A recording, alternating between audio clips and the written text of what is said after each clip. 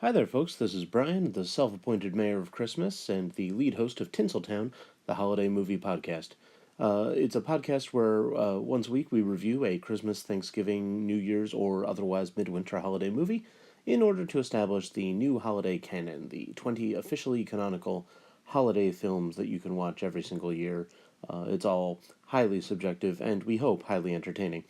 So I threw together this little video to just give you a couple of clips from some of our best episodes, and if you like what you hear, come on and check us out on Apple Podcasts or most other podcasting apps, or on the web at holidaymovies.tumblr.com. Enjoy! And this is the first time this shows up on our podcast, which is children's movies that deal with people not believing in Santa. Which doesn't make sense. It really doesn't. It's a it's a strange thing that you get in these movies where,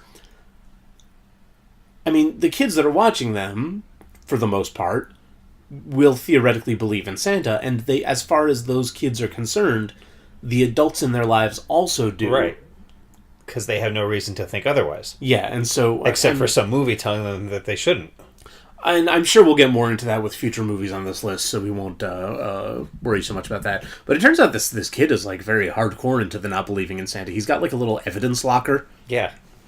With, like, stories about mall Santas going on strike, and, like, a Norman Rockwell painting of... And he's got... the kid finding the Santa outfit. String pointing from each article. It's a whole thing. Yeah, and he's like, I'm really going to get to the bottom of this. I'm going to expose the conspiracy. There's a snowman out front giving him all these clues. There is a snowman out front. He could have saved her. I wish this was about a kid trying to blow the Santa conspiracy open. That's a movie that I would actually watch. Right? There's got to be purpose behind it. Right. You've got to know what the spirit of Christmas isn't just generic belief. It's, you know, it's giving.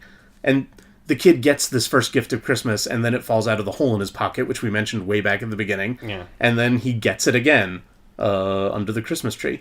Like, wouldn't you think that it was going to build up to him, like, giving it to the poor kid? Oh, and on a somewhat related note, Tom Hanks' Santa voice is not very good. Oh, no, Tom Hanks' Santa voice is just...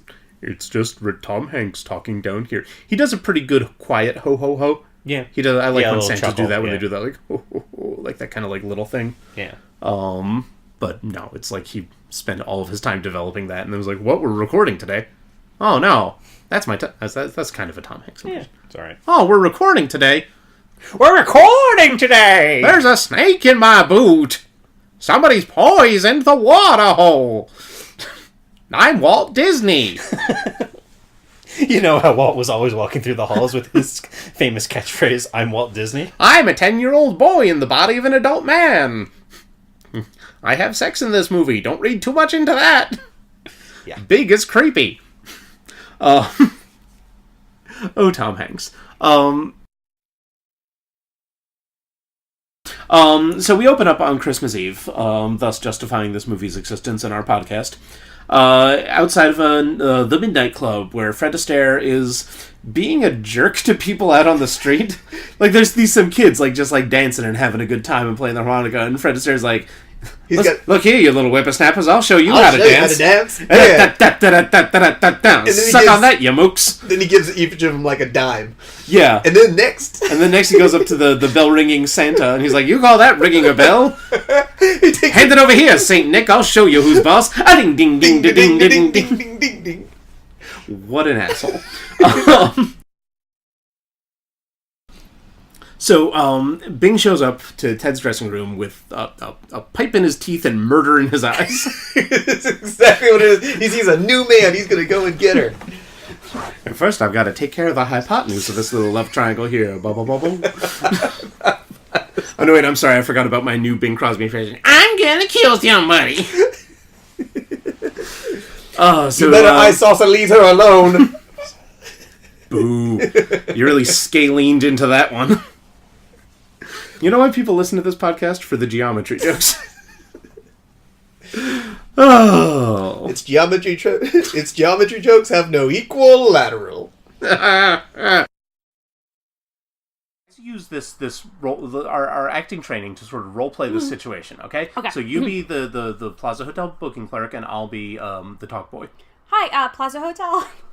Hi, this is Peter McAllister. Excuse me, is anyone there? The father. Okay, hello? Hello, are you still there? I need your name. I'd like a room with one of those little you'd like a room. refrigerators So, that you sir, have to open with a key. wait. Sorry, yes, I would love to get you set up with a reservation. Credit card, you got it. That's how that And that's how it would go in real life. But Kevin is apparently a Book of Henry style master of human behavior and has perfectly predicted what the person on the other end of If the I phone were will that say. person, I would have just hung up because I'd be like, "Oh, it's a robocall. Bye." So yeah, Kevin goes to Uncle Rob's house, but it's being extremely renovated. Like the inside is like completely gutted. It's a real old school brownstone. Yeah, they're flipping it. And he can't get in, so he walks alongside Central Park, where he is rudely accosted by several homeless people and prostitutes. Who said, "You need someone to read you a bedtime story, kid?" Yeah, like why do that? Why be mean? Or is she actually trying to solicit a 10-year-old boy to be one of her patrons?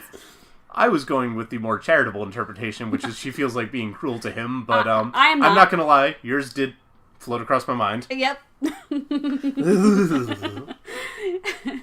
He also, as I wrote here, gets accosted by some sort of taxi Frankenstein. Yeah, Because he's like, it's scary out there, and he's like, "Not much better in here, kid." Yeah, the cab driver turns around and he's got one solid white eye and with a scar over it. Well, they almost do that, like that, that South Park thing, the dogs from a wide-angle lens. But Yeah. they do it to this guy when his whole face takes up the screen. Not much better in here, kid. And I'm like, Jesus Christ. And he makes like this very horrified face, runs out, and then the cab driver's like, okay, Yeah, the and cab then drives driver's away. That's it for me. Maybe I should be rethinking my strategy at Chit Chat. I'm not very good at small talk. This is why you don't have any fares. It's gonna be another lonely Christmas for me. Taxi Frankenstein.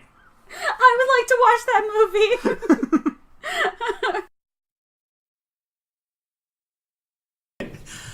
Literally, the movie is the Holocaust. Yes. It's like watching Schindler's List. And yeah, we're not being exaggerated by saying, "Oh, this movie's so bad it's like a Holocaust." No, it's a Holocaust movie This is a Holocaust movie, except replace Jews with toys and and Nazis.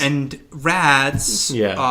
that are Nazis like rats, Nazis. yeah. But imagine them in the makeup from The Grinch Who Stole Christmas. Yeah, they look more like Who's Who's with the sharp teeth. hairstyle, with the funky colored hairstyles. Even the hair, yeah. Yeah, and yeah. one of them is Andy Warhol. Yes. Let's apparently. save all that for in context. We'll do the Okay. usual plot. Let's So, go. it was so 3D that it was in the name, but after they got out of this early, fantasy CGI Christmas tree thing, the whole rest of the movie, the war portion of the movie, which makes up the bulk of it, had no fun 3D tricks of any kind. Yeah. Which, why would you even do a Holocaust Christmas movie in 3D to begin with? We'll try to put it in context, listeners, if you're sitting there wondering, Yes. why do they keep saying Holocaust? Well, so this was directed by Andrei Konchalovsky. Did I get that right? Andrei Konchalovsky. There we go. A man who's A man who should be ashamed of himself. beyond ashamed, who should be in prison right now. Now, here's my hot take, having just recently developed this conspiracy theory. Go right ahead. There was a poisoned icicle underneath Santa. So when he landed, the neurotoxins, these were, of course, set out by the elves previous to this, knowing exactly where he would fall. When Santa hit the icicle with the neurotoxin, he slowly began to pass away.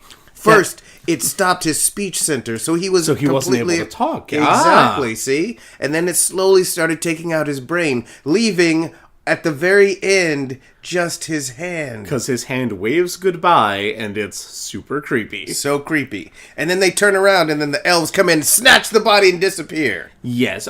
For some reason, my memory had that we see Santa's body dissolving, but we did not. That'd be very Wizard of Ozzy. Yeah, but Santa's body Wizard dissolves, of and now Ozzy, his... yeah. That's... That'd be a weird movie. Sharon! And Harriet. Oh, also good. Except I can't do an impression of him. Yeah, me neither. Hello, I'm Rick Nelson. That was Rick Nelson, right? It works for me. Okay. Ozzie Nelson. Ozzie Nelson. Oh, right. No, Rick Nelson. Rick was the kid. Oh, he was the kid. Oh, One of the kids. Okay. What are we talking about again? Oh, right, the Santa Claus. Too young to be this old is essentially.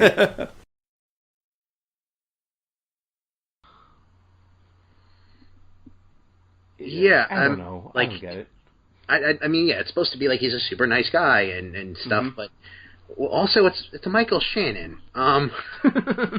You know, he's got ulterior motives. Like even at the very beginning, where he's like letting the mother like take credit on the groceries. Oh yeah, you thought at first they were showing him to be like a cruel, money-obsessed guy who would like charge interest and whatever. Well, for a split second, delivers his lines. Michael Shannon, and he's like so like mumbling. It's like it seemed like he was about to like as soon as she leaves, be like, "Oh, I'm gonna kill her kid" or something, you know? He's just like this quiet, reserved thing until he gets drunk and dresses up like a ape man. So the news, they tell the news about this, and there's a human interest story. Everybody comes and gives him money. And here's the thing. This is the second time they've done a movie reference, and here's where I've got to mention the title. This movie is called Pottersville. You may remember that Pottersville was the name of the evil version of Bedford Falls in It's a Wonderful Life. The DVD box, or / movie poster, which I'm looking at, it's on my screen right now, says, Pottersville, It's a Magical Life. There is no It's a Wonderful Life reference until this scene where everybody comes in and gives him money. But he does the TV interview with Stacey Gutierrez interviews him about why he did it, and he's like, it's a way to make the town excited and, you know, representation for a surprisingly large furry community. Yeah, why do you think everybody in this town was so excited about Bigfoot? Oh, that's a big question. I don't think it's my place to answer. Oh boy, okay, we gotta talk about these guys now. Oh no. Harry and Karen and Mia. So, Harry is... Oh, look at that. Wikipedia is helping us. Apparently, he's the managing director of a design agency. Oh, is that what they do? Yeah, I'm glad they finally bothered to tell us what their job is. Great. Because, like, half the characters work at this place. But yeah, his new secretary is blatantly trying to sleep with him. Yeah, so the first thing she says is that she wants to have the office party, and, you know, I think she's in charge of finding the place for the office party, so she wants to have mistletoe, because that's where she's going to be. And then later on, she talks about, this art gallery is perfect because it's got dark corners for dark deeds. Like, and then I started, as a joke, spreading my legs Sharon Stone style, like, hey, and then before I even start, she, on the screen, spreads her legs out and leans like way back in her chair and sort of like angles her pelvis upwards at her boss. Yep, right at her boss. She has no personality apart from... And listen, if any of you people out there are sitting there and thinking like, oh, well, it's Alan Rickman, he's very sexy, divorce yourself from what you know about Alan Rickman. Just imagine that he is a middle-aged design company executive... With a bad dye job. With a bad dye job, a kind of floppy face, and a weird voice. It was very weird. Like, yes, we know Alan Rickman is sexy because we've seen him in this movie and that movie and the other. There's no reason for her to be so aggressively... I mean, Carl's right there, and he's ridiculously hot. Ridiculously hot. And he's also theoretically German. Ooh. I guess basically only on the K in his name. All of the children that live in Mary's house, and who do we figure this was? Little Boy Blue, Little Bo Peep, Wee Willie Winky. Pie Boy is Banana Boy. That's the Banana Boy, yeah, who I called earlier, because all we saw him doing before was eating a banana and throwing the peel around. And then two twin girls that we have no idea who they're supposed to be. Later on in the movie, someone specifically says, "Who are you?" And the other little girl says, "She's my sister." So I don't know. And they're literally listed in the credits as... Well, hold on, I actually don't see Twin 1, but... Oh, Marilee and Melanie Arnold are listed as playing Twin 2. Whoops. Little error there. I also see Bobby Shafto was one of those people. I don't even know what that Bobby Shafto. Bobby Shafto's gone to sea. Silver buckles at his knee. He'll come back and marry me. Bonnie Bobby Shafto. Boy, they were really kind of scraping the bottom of the nursery rhyme barrel here, weren't they? They did specifically reference him in the Laurel and Hardy version of it. Oh, did they? Yeah, but like just a very passing reference to it. He was one of the people that they were asking about where to find Bo Peep's sheep. Ah, I got it. Yeah. They should have Taffy. You ever hear that one? This is a nursery rhyme. No. Taffy was a Welshman. Taffy was a thief. Taffy came into my house and stole a side of beef. I like Taffy. I know, right? I'm really on board with him. Let's get him into one of these. Yeah. There's 2 more versions of Babes in Toyland I have to watch. Oh, geez.